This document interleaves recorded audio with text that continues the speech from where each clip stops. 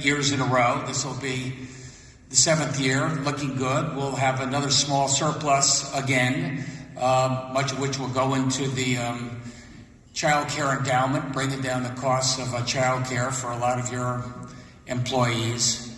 Unlike the feds, a lot of this prosperity is, when you rack up $2 trillion a year in debt, which they're doing in Washington, you can feel pretty prosperous. We've been trying to get a different balance. As you know, we paid down $10 billion in pension debt, and our pension underfunding is going from about 35% funded to about over 65%.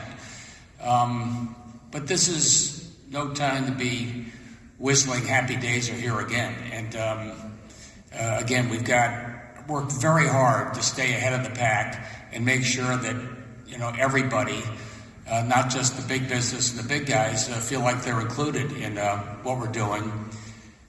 You've got the legislative panel coming up. Remind them that recessions do happen, and I want to make sure that we stay true to our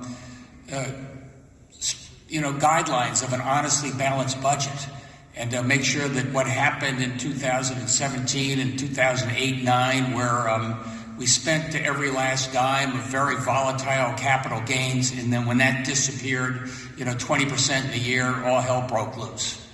And we're not going to let that happen again.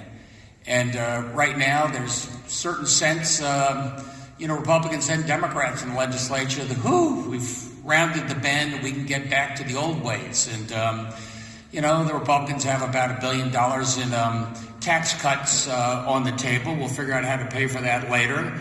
And the Democrats have about $1 billion of tax credits and other initiatives. We got to be very careful.